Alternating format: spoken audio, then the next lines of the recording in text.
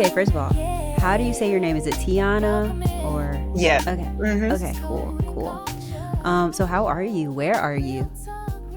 Well, I am currently in Maryland in the DMV area, and I'm okay. Right now, I'm alert. There's a lot going on around us.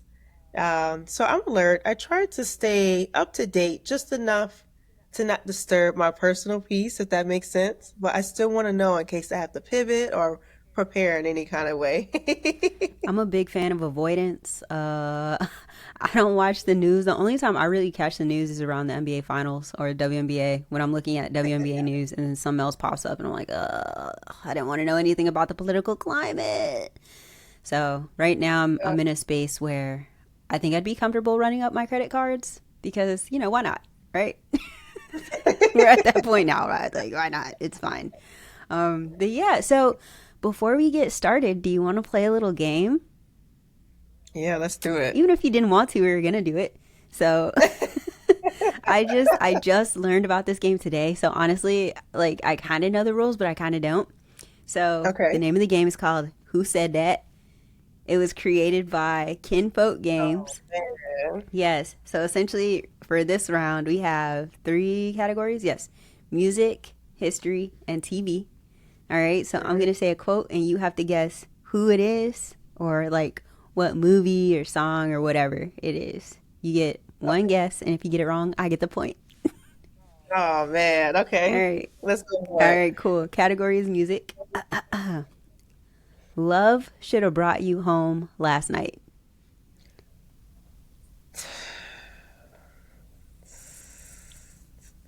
Tony Braxton. Yes. Should have been with me. All right. Yes. Yes. I'm listening to it, so it's kind of fresh in the brain. Yes. I love that song. All right. Music. Again, we're still in the music category. Real Okay. love. I'm searching for a real love. Mary J. All right, Blige. we in there. Okay. All right, we got three more. Let's see. Let's see if your streak will continue. The category is history. All right. Oh man. Yeah. Almost always, the creative, dedicated minority has made the world better. Is this a quote from someone? Yes, almost always, the creative, dedicated minority has made the world better. It's a quote from someone. I'll just take a guess. I'm not sure, but maybe let's just say Maya Angelou. So close. Martin Luther King Jr. Same thing. It's fine. Same I thing. didn't know that. I But should have known both influential. I would have never gotten it. It's cool. All right, that. we got two more. Last category is TV. This is one of my Okay. personal favorites. Dynamite. What's the name of that show? That old school show. Good times. Yes. If you didn't get it, I would have been so heartbroken. All right, last one. Category still TV. Okay. Did I do that? Mm. Did I do that? Oh. We were just talking about this in conversation the other day. Oh, I'm not gonna remember. I can't remember. This show used to crack me up so hard. Like, okay, so it's Urkel, Jaleel White. Oh my God. Yeah, from Family Matters. But I just remember like watching that show and like him being Stefan, and I'm like, he took his glasses off and threw on a hoodie. Like, what's the difference? Like, oh, he's so fine. He literally looks the same. But I, yeah. yes, it's fine. Okay, I mean, you did good. 4 out of 5. Not bad. Not bad at all. All right, cool. So you said you're in the DMV. Are you originally from there? Yeah, you could say that. I originally grew up in the Hampton Roads area, and then I came up here to Maryland when I went to college. I went to Morgan State University for a little while, and I've been here ever since. Okay. This is now my new home. Okay. All right. Cool. So, I mean, do you want to introduce yourself? Because aside from your bio, I really don't know you like that. So, who are you? Yeah, okay. So, of course, you know my name, Tiana Newton-White. Well, I guess you kind of know my bio. What else do you want to I know? mean, do you want to like share here? Hold on, y'all. Hold on. Let me, because I saw seven. Was it 7 years in the industry? Okay. Yes. See, what I don't want to do is guess because that's not cute. But I will go back and look at it again. So, 7 years experience in the tech space. You currently work for a very popular sort of security company. You spent time between software development, pen testing, incident response, and now cloud security. Girl, when do you sleep? Never, Period. Period. never. Period. And It's just like there's no time. when I say I feel that, Every day is something new, something happening, a new way to pivot. It's always something. And yeah, I would have never guessed that I would be where I was today at the company that I'm at now. really? So why do you say that? You know how from the outside looking in, you have this perception of what the company's reputation is, or just, just misconceptions from the outside. I think that's more so what it is. And then now that I'm here, I'm like, oh my gosh. Compared to where I was when I first started, I started out at help desk. Hey, hey, in the trenches. Yes, yes, yes, yes. I got my start early on, well, kind of around college. So I went to college for a few years as electrical engineering. I switched it to computer engineering because I wanted to do more of the computer side. And shortly after that, I went to the military. And that was where I really found influential people to tell me, like, you can do this. I knew about tech before, but it was still kind of blurry to me. I wasn't quite sure what I wanted to do, if I could do it. Like, can I really do this? And when I went there, I found those people. And after the military is when I really pursued it full time. Thankfully, I had a clearance from the military, and that allowed me to quickly pivot into GovTech. My first role was a help desk job at the Pentagon. And that after that, it was, it's a wrap. After that, I was exposed to everything, and I was just a sponge. I was talking to everyone on the team in different sections between the security team, the system admin, you had your networking. And yeah, it was once I found out what the possibility was, what all the possibilities were, it's a done deal. Yeah. So what branch were you in? Army. Whew, let's go. Let's go. How many years were you in the army? For four Four years. years, and then you realized how much money you can make outside the army, so you got out. Is that what happened? Exactly. Yes. Yeah, yeah. I started off in help desk too, so I don't okay, so I don't know what like kind of help desk you were in because I feel like everybody's experience was different. But I remember one time like I had to go to somebody's office and I know I ended up crawling under their desk and there were like so many shoes, and that was the day where I was like, nah, this ain't No more. nah. So I know where you work now. I'm not gonna say it because yeah, I don't like doing that to people. I don't like putting people out there like that. But it seems like you do quite a bit in terms of like security and things like that. So how did you kind of land on security specifically? Like the IT space, the tech space, it's so broad. So how did you land on security specifically? That's a good question. I would say right before I started my help desk journey, I had a good mentor by the name of Willie Sanders. He has a program here in Maryland called Pass It On. And during that program, I was really kind of learning about the A plus certification and kind of going through that. But while doing that, he exposed us to so much more than just A plus. And he really connected the dots for me to how everything is connected and what the possibilities were, kind of building on top of what I was exposed to when I was in the Army. And so he told me about cloud. He's like, cloud is the future. That's the next big thing. This is something I will recommend for you guys to check out. He mentioned cloud and then he mentioned Splunk. And I'm like, okay, what is the Splunk thing? And I went to go do research on it. And I'm an avid researcher. I'm always, anytime I find out like a different tool, different skill, I'm like, what is this? Mm-hmm. How can it be used? Is this in demand? And, I get to asking all those kind of questions. And so the demand was there for Splunk and cloud. And so what I did was I first started with Splunk and I just, looked it up, saw what kind of certifications they had. I started with the basics, the foundations, and I got the certification. And when I got that first certification, the phone calls just started flooding in. Okay. It started flooding in. And then from that, I'm like, okay, I'm doing something right. I'm going to stick with this. And so from there, I just kept moving on with it. And then I pivoted into cloud security. Man, I feel like so as somebody who I mean I'm kind of like you. I've always been very big into researching, always very big into like how can I evolve personally and professionally.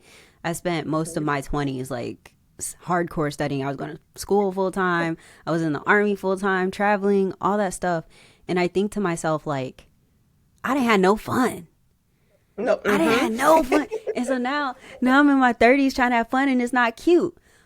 So so for you, like as you've made it to this point, what are some of the things that you kind of felt like you sacrificed, but it was kind of worth it? Definitely time. I mean, I got out of the army and I was about maybe 24, 25.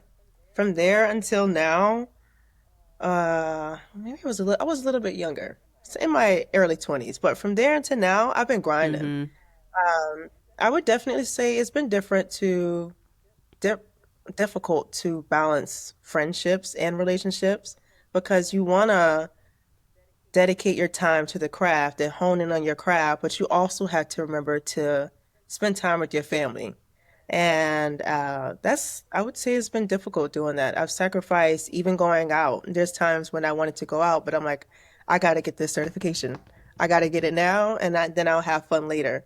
But it feels like later just kind of never comes, and I just keep going after the next thing and then the next thing, and that's one thing I've tried to improve on, but something that I've struggled with and had to sacrifice. Yeah, no, I'm the exact same way. I was just talking to my sister about this. Like I've done a poor job at over the years of nurturing my relationships, whether it be with my friends or my family, because I'm always in like grind mode. And so Yes. again, I feel like I'm getting old. I'm not that old, but I'm like, dang. Like at some point I'm gonna be done working and I'm gonna look around and people are gonna be like, back then you didn't want me. Now, Now you yep, bored, you all on me. I feel the same way. Yeah. And then it's like by the time you finish with your daily grind, just kind of drained or you just want to relax. You don't, it's not that you're intentionally ignoring your friends, but you just want to relax and have that little bit of me time at the end of your day. Yeah, I keep my phone in do not disturb all day. And I feel bad because like even my closest friends, I tell them, look, I need 3 to 5 business days to text you back. Respectfully, it's not because I don't see you. It's because I want to be thoughtful in my message, and I don't have the bandwidth to be thoughtful. So BRB, you know what I mean? But Yeah. yeah, yeah. It's good to know I'm not the only one. Nah, it's hard out here. It's hard out here for sure. So within that same kind of like vein, right? What do you do that keeps you essentially keeps you from burning out? It keeps you grounded. Like what makes you want to stay and what keeps you excited? What makes you want to stay? I mean, I love technology just in general. I've always loved it since I was a kid. Although I didn't know exactly what tech was, I always loved computers and technology. And so just the possibilities of, what's to come. Like right now, the trend is AI and quantum. So that's something that's on my mind. Like, okay, what can I do next with that? That's something that's new and emerging. So just the idea of what's to come keeps me excited and wanting to kind of push through and go for it. I try to also incorporate spa days now. So I can kind of take a day to myself with no phone, no anything, no kind of notifications. I try to take some time to myself and just relax. Or each day even, I try to just sit and relax with no TV, no phone, and just take time to myself and just think about my day and reflect and how I can do something better or get back to some of those messages. Nah, I totally feel that. Speaking of AI, I can't talk to Anthony right now because he's in producer mode. But there's a thing going around right now where an AI system, somebody asked it a question, and I forget what the question was, but basically the AI system's response was the best way to approach this is blackmail, or like.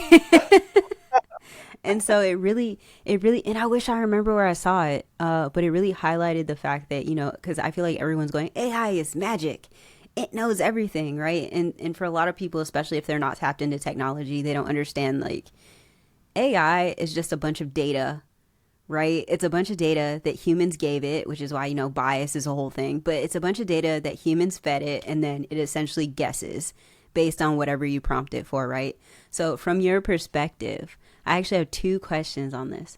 From your perspective, where do you hope to see AI go in terms of your use cases? Like, how are you currently using it, and how do you hope it kind of evolves in the future?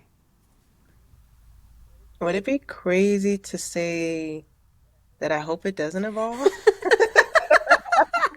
What do you mean? I want it to evolve to a certain extent. I don't want to get to Terminator, but I want it to evolve as far as making our day-to-day lives easier. I keep seeing a lot of news coverage about people losing jobs, and it kind of brings me to the question like, should we be evolving or should AI be tuned back to save those jobs? It's kind of a weird place to be, but I right now I use AI sometimes to create study guides for myself. I use AI to talk about possible business plans or possible business ideas that I have to see what the market penetration is like. Is there a demand for it? Yeah, I would say that's kind of what I use it for mostly on a day to day. Have you started vibe coding yet? I did try one thing, and I was pleasantly surprised by how insecure the code was because I'm a security person. I think that's the first thing I always look at. By default, I would say I was surprised by how unsecure it was, but if you give it the right prompts, you can tell it to secure it Mm-hmm. according to certain standards. And it's amazing how much it does for you without you don't have to really lift a finger. You can just tweak it here and there. It's huge. Yeah, it's crazy. There's actually some platforms now, it's a lot of them it's in beta, but essentially they have a security scanner that will scan your code, and then based Yeah. on the results it'll be like, "Hey, I can fix this for you. Do you want me to do that?" So, yeah, it's definitely evolving. I feel, to your point, I do feel really scared for kids coming out of college with like computer science degrees.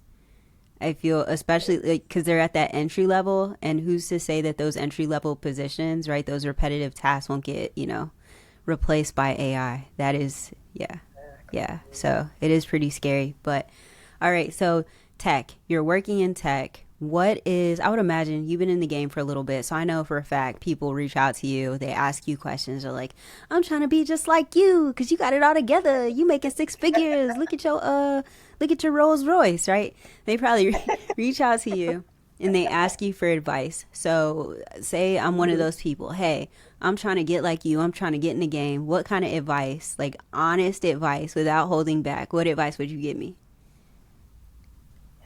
That's a good question. It's and For one, especially in this economy, I'll preface with this. I always try to give reasonable expectations. I let them know, I would, let you know that I'm super excited. I want you to be here. There's number one, there's plenty of room for us and we need more people. But you have to be strategic. It's not an overnight get quick scheme like what you may see on social media.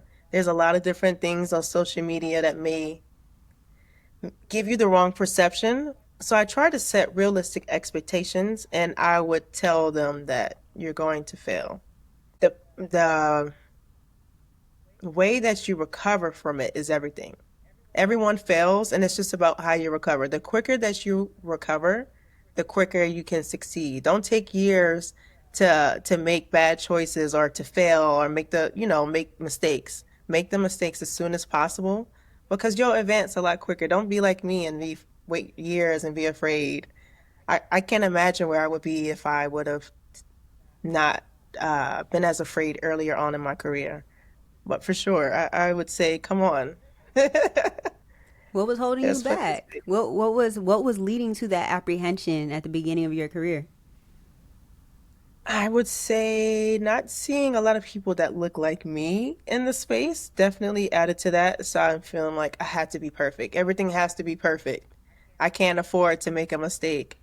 And which is really not true. Yeah, I think that's a common sentiment, especially, just to be, blatantly honest. I think that's a common sentiment, especially for black women. But I don't know. I was thinking about this the other day. I was like, have you ever seen that show? I'm like going off topic, but have you ever seen that show All American? I saw like 2 episodes, not too much. Okay, so basically the whole thing, right? They're teenagers, okay?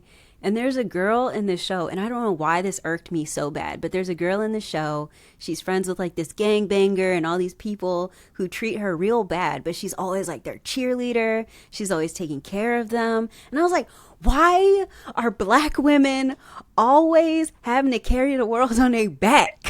You're back. And so I was just like, this is a common sentiment, right? I feel like in every movie I've watched, now I go back and watch it. Love and Basketball. Some girl just posted this on Instagram. I was like, you're so right. But she's like, Love and Basketball. Monica had to put her whole career on hold so that she could get with Q, and she's waiting around. And this just Yeah. perpetuates that we got to take care of people and wait for people. And I was like, dang. And so we Yes. take this into the workplace too, like that anxiety and that stress. And yes, I was just Tenuous. Yes, exactly. that's so spot on. Yes. Exactly. So how do you deal with it? How do you navigate it in the workspace? I Now I just do it. Okay. Just step out there, put myself out there because I have missed a lot of good opportunities being afraid. So now I'm just doing it. Put myself out there and then be open to feedback because even though you make a mistake or you may fail, the feedback that you get is everything and you have another chance to do it better or do it differently next time. That's a good tip. That's like a good gem. I think sometimes I've seen situations, and it might help that you were in the military too. But I've seen situations where people get kind of sensitive to constructive criticism or feedback. Like that's gonna help you grow. If somebody who knows more than you or who is kind of at that level that you're trying to get at gives you advice or insight, as long as they're not trying to act crazy or play you, it's good feedback. It's nothing to take personal. You should be happy that you have it. I wish I would have had that earlier on in my career. Now I feel like I have a few people in my corner who I can go to and talk to, but the sooner that you can have that, the better. Yeah. It's okay to be wrong. You don't always have to be right about everything. In tech, you won't know everything. It's way too much to know it all. Yeah, yeah, for sure. So, did you always know from let's say we'll start with 5 years old, because when I was 5 years old, I wanted to be an astronaut or a dinosaur or some stupid shit like that. So at what point in your life did you kind of know you wanted to get into tech? Were you a legit or were you an adult? What did that look like for you? I was an adult. As a kid, I always knew that I liked technology. For Christmas, I never asked for Barbie dolls. I wanted cameras. I wanted computers. I wanted the PlayStation. But I didn't know what tech was per se. I thought it was, well, I'll put it like this. I knew it was out there, but I thought it was, oh, that's for men. Only men do that. Women don't do those kind of jobs. As a kid, I had that perception. And then all the way up until I got to college, when I had to choose a major, I thought that I wanted to do fashion. And my mom is like, don't do that. Fashion is not going to pay the bills. And I'm like, okay, well, what else should I do? I don't know what to do. And then I just had to dig deep. And I'm like, well, what else do I like? What do I want to do? And I said, well, I like technology. And from there, I went to look up different majors. And that's how I came across electrical engineering with the computer engineering track. And so that's what I did. I went for it. And even when I chose that major, at this point, I knew what tech was. I knew that the avenue was there. I can do the major, but I still had no clue that it involved all of this. So, like, I had no clue uh, that it was this huge. I didn't know what I knew then, what I knew now. Yeah, yeah, okay, right on. You were talking about you liked all the tech when you were kind of growing up. I had a Palm Pilot. I don't know if you know what that was. Oh, yes, I always wanted one. Yeah, I had a Palm Pilot in like the fourth grade because I had so much stuff to do. Like I just needed a calendar with a stylus. It was, yeah, ridiculous. Ridiculous. So, aside from all of that tech stuff, what do you like to do for fun? Like, are you into movies? I know you said you don't have time for nothing, but like when you have time for something, aside from, the spa, do you do anything adventurous? Do you walk on grass with no socks on? And no, I actually roller skate at every chance I get. I travel from state to state. I skate here locally. Every chance I get, I like to skate. There's like different adult parties from, they're usually later in the evening with no children. It's like all adults, and it's a whole vibe. So you're like roll bounce. You know how to dance and all that?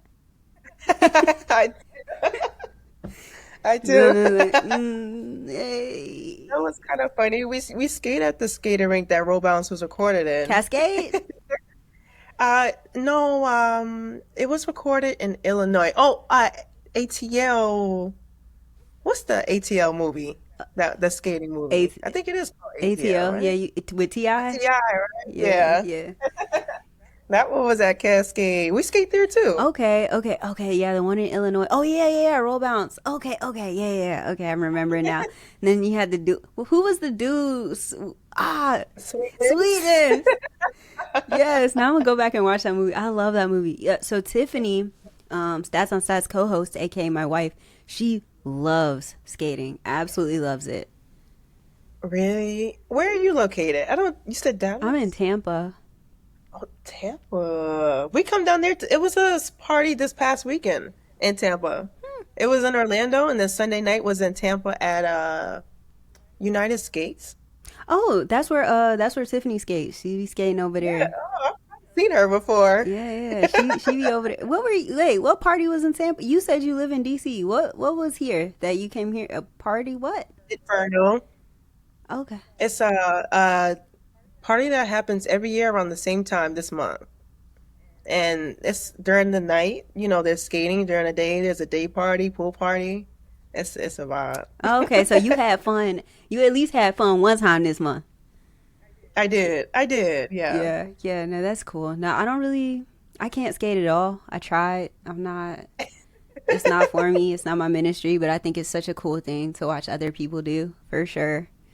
Um, All right, let's talk about it. Like, I don't want to say advice because we have already kind of gone over advice, and I don't like to be repetitive, to be honest with you.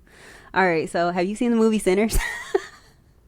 I did. I wasn't expecting that. I didn't know what to expect, honestly, but I loved it. Yeah. Okay. What'd you like about it? I feel like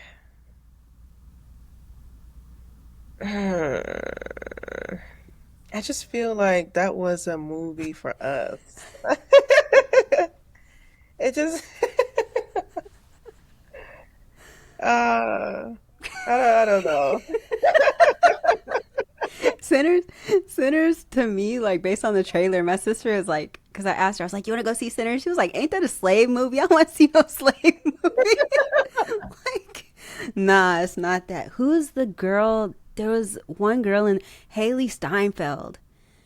That was the part of the movie I liked because I didn't know she had that sort of acting depth. So that was my favorite part. And then the last thing I ask you about movies: have you seen Straw, the new Tyler Perry movie? With Taraji, Yeah. through that messed up my whole head. I got all the way to the end, and then I had to go back and rewatch it to kind of try to understand what's real and what's not real, what happened and what didn't happen. So, oh, I guess we can't really talk about it on here, but I'm just like, I didn't like it because I didn't get closure.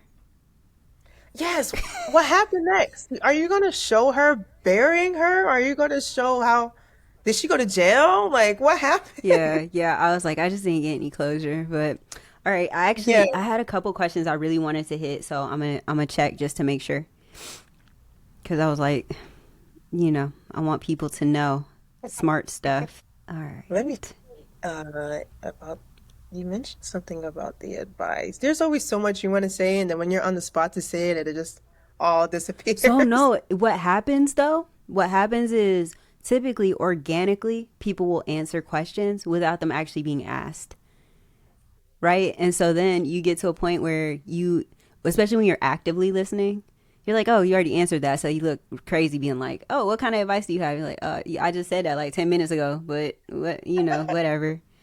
All right, okay. Here's the one I really wanted to ask you. How has, and I don't know why I really like this question so much, but it's okay.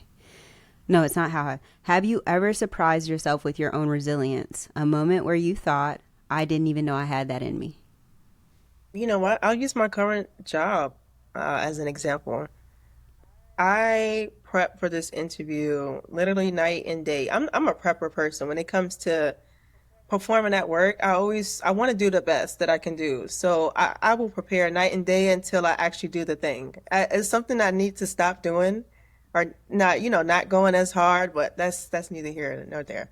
Uh, when I got the role that I'm in now, I prepped for this job endlessly, and all the way down to the last second to when I was about to sign on. And I was just like, can I do this? Oh my God. I don't know if I can do this. And I almost didn't show up to the interview. Wow. Wow. I'm like, I don't know if I can do this. And mind you, I'm doing consulting work already at Accenture before the current role I'm at now. And I talk to people all the time. I present all the time. I consult customers on different kind of solutions all the time. But for some reason, this change just felt a little different. I was at Accenture for 3 years, so the fact that I was about to make this huge transition again was a little nerve-wracking, and just trying to deal with all of the mental that comes with it, all of the stuff in your head, thinking about it like, oh my God, I had to talk to these people and present this solution. What if something goes wrong? All of that. And so I was just proud of myself for even pushing through to go through with it, because I've had roles prior to now where I didn't go to the interview. I went all the way through to the end, and then I'm like, you know what? I I changed my mind. I'm going to just, wait until the next thing comes up. And so this time I pushed through. I'm like, no more imposter syndrome, no more being afraid. Just put yourself out there. The worst thing you can be told is no. And so I just, I did it. No, and that's a good thing, right? Like it's you kind of touched on a couple things. The first one being it's often hard, especially when you've been in a place for like 3 years. You fall into a groove. You start to like the Hmm. people around you. You get comfortable, right? But what is it? Exactly. Comfortable is the enemy of. Is it what? What is it? Progress, great. I don't know, but like being comfortable, especially when you. I mean, I would say you're still young in your career. I mean, I'm still young in my career, right? That's a bad move. That's a bad move. I feel like people, especially new people who I guess even present people, right? Current people, like being uncomfortable is especially important in tech. It's incredibly dynamic. It's always going to be challenging, and you should always look for ways to kind of level up because it's just like you said, we're getting to an era where technology very well might replace people who are closer to that entry level, those entry level positions. So you definitely kind of hit on that point. And the other point being, are you into psychology or like sociology or anything like that? I am on the psychology end. Yeah. Yeah, I forget what is it called when there's the people who think they're really good at something, but they actually really suck at it. But then there's the Uh, people who have kind of like imposter syndrome. It means they kind of are the people who are more likely to actually know things. that is such a true thing. And I try to explain that to people because I think some people also have the misconception that, and I've been told this, that you're afraid because you don't know it. And it's totally not the case. It's like I have it right here at the tip of my tongue, and all I have to do is articulate it. I just have to get it out there. And sometimes that's just the hardest part of it all. And so that's been a huge project of mine lately, just doing the thing, whatever it is, putting myself out there in different situations. And I haven't failed yet. It's been great every time, and every time after I do it, I'm so proud that I did it. That's amazing. I love that. I love that. You were in the army. You just reminded me of something. You were in the army. Did you ever have to go to the promotion board? I didn't. I got out right before I was going to go for promotion for E5. Like they were pushing me for it and prepping me for it, and I got out right before. Well, when you were studying for it, because this is a running joke, right? When you were studying for it, did your NCOs tell you, like, even if you don't know the answer, say something? Like, even if you're wrong, just answer as confident as possible. Like, Yes, as confident as possible. Yes. yes, yes. So when I think about that whole psychology thing, I always think about, I'm like, the military low key tried to prep us to be that person who's like, yeah, I know everything, but I actually know absolutely nothing. So good thing we unlearned that.